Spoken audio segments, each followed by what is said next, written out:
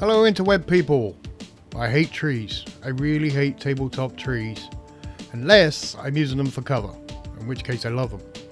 And they're needful because if you're playing Modern Warfare, your advance to contact is always going to be in open ground, not in cities, because that's how you best use tanks. So, trees are important. And usually we set them up on oval grids, and then as we're putting them together, they start disintegrating because they're crap and they're hard to make, and I hate trees. Look at this rubbish.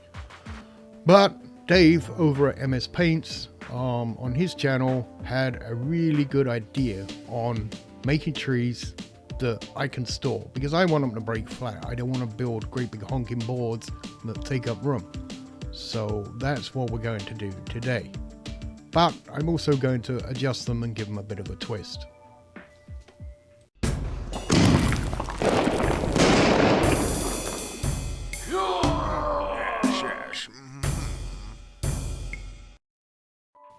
And on overhead wobbly cam 1, you can see this is what we start with. These are called gutter hedgehogs. I found these on Amazon. They were quite inexpensive when you work it out per tree. I think like a couple of bucks. But they come, this is just like a pack of trial pieces. And this is what they are. They're nylon brushes. And this is the hardest part. Once you get them, you're going to cut them into lengths as tall as the tree you want, including trunk. And this is not a fun part of it.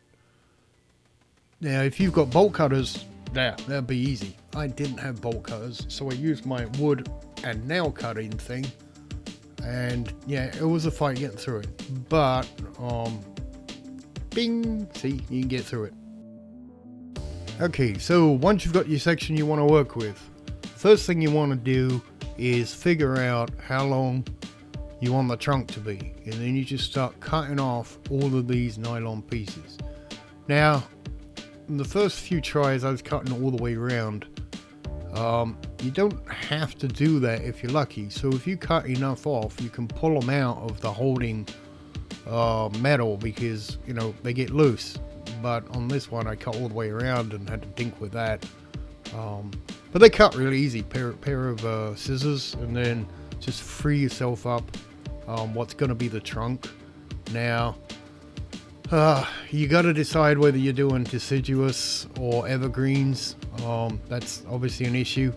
At this point I was just playing around, seeing how easy or hard they were to cut, and then I was using Stan just to get my scales right. And then once you got what you think you want, is I then went ahead, and now I was going to do this as an evergreen, like Christmas tree.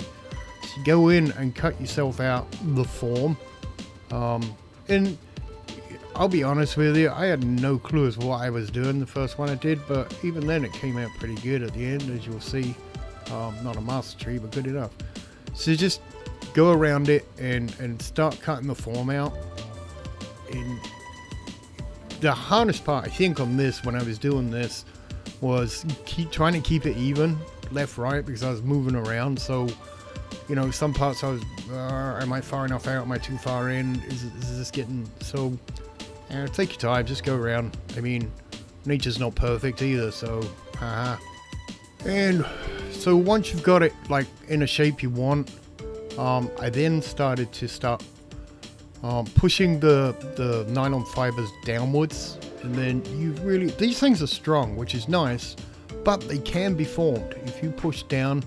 And you might want to wear gloves for this, because I was getting dug into quite a bit. They're not horribly sharp, but it can be unpleasant, and like I say, they are strong.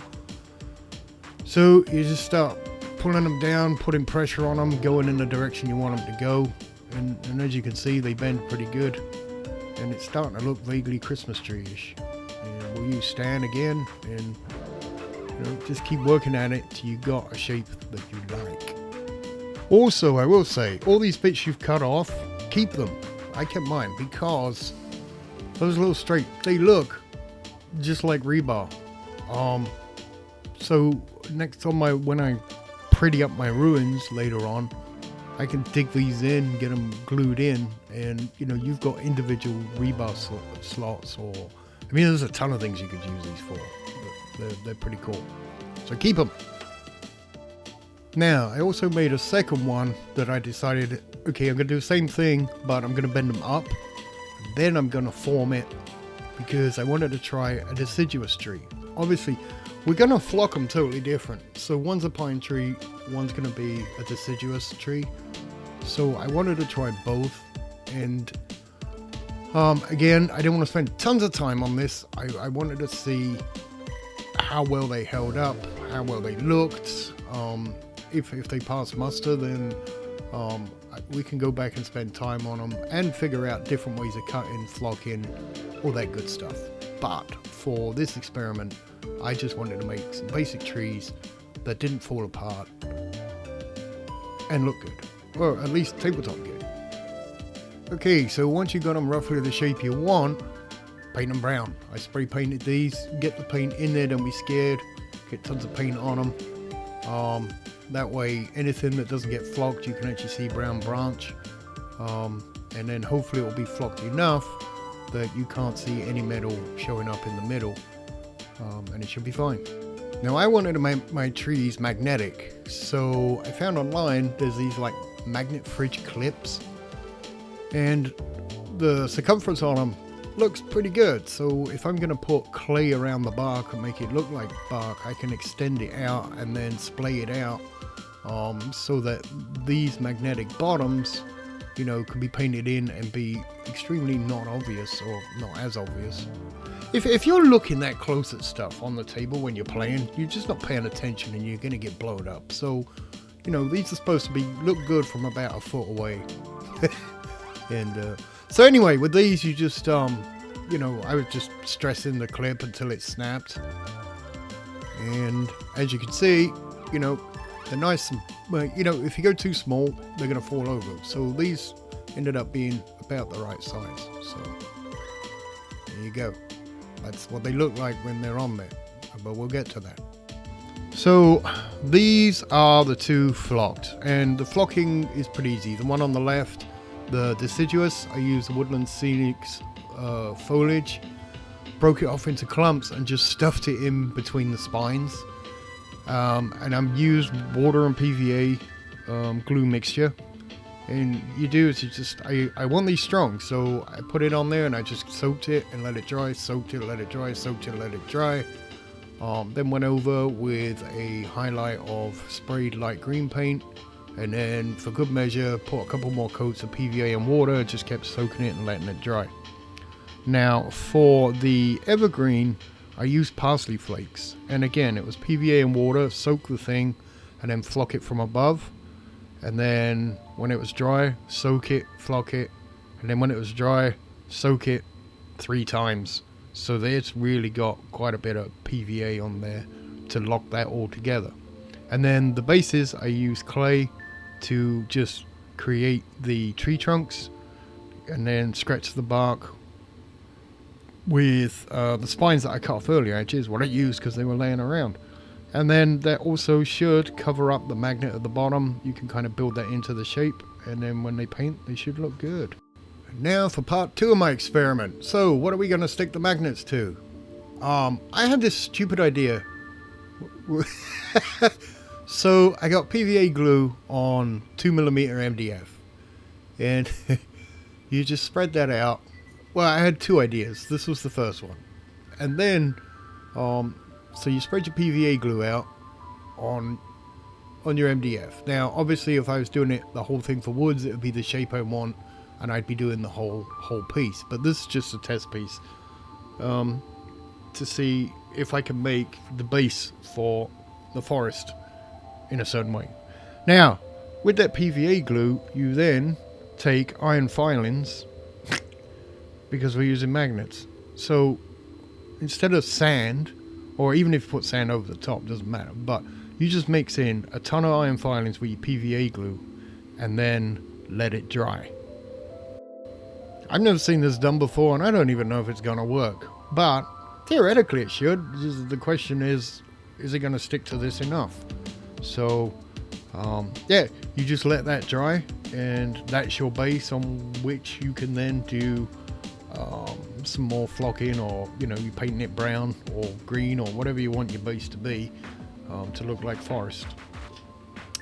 My next idea, which I'm going to tell you right now, didn't work out very well. It was an absolute crap idea, but I'm going to include it for the sake of you guys seeing everything. The other one was getting putty and then mixing that with iron filings. So I put putty in the iron filings and just kept kneading it in until it had quite a lot of iron filings in there. Now here's the spoiler in this. It didn't work very well. It worked a little bit, but nowhere near good enough. So I'm going to cut this there because I'm wasting my time right now and I don't want to waste yours. So here is a magnetic base tree on iron filings and PVA. And as you can see, I can move it around without it just dropping over. Remember, these are top heavy, but they will knock over, if you see what I mean. So, you know, that's about as much as they stick to the iron filings and PVA. Now, if that's good enough for you guys, then I'll call that a win. I can imagine that getting less.